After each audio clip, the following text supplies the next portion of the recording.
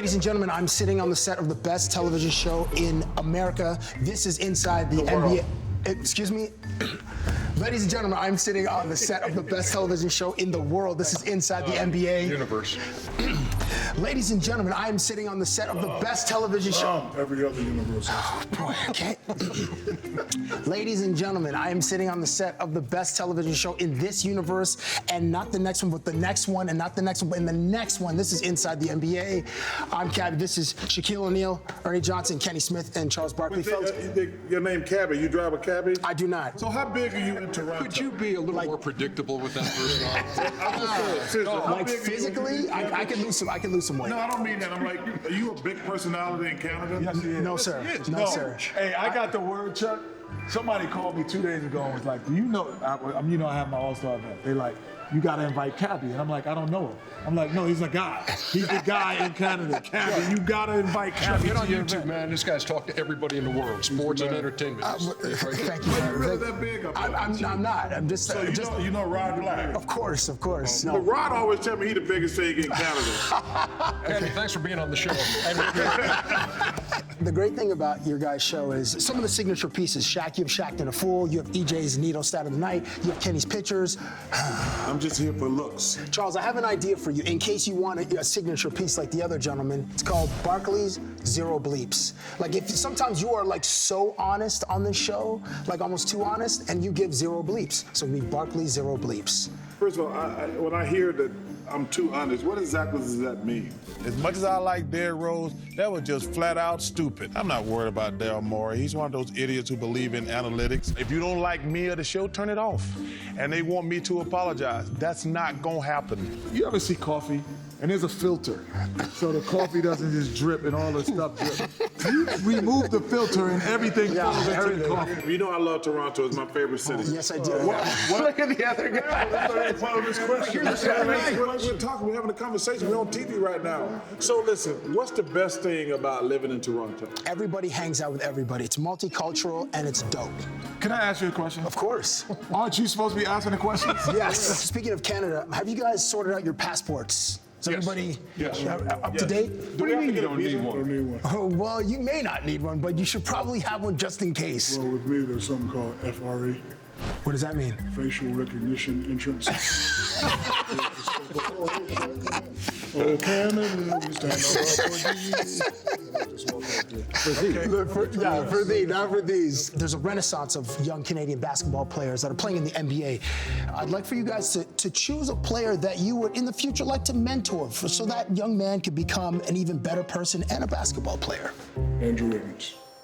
I like to mentor him because I played with guys. I played with Penny, played with Kobe, I played with D-Wade, and he has that potential. Like certain games, I look at him and I see that he could take it to the next level. I just like to give him certain information because when I was on the Lakers, there was a guy named Bill Burker.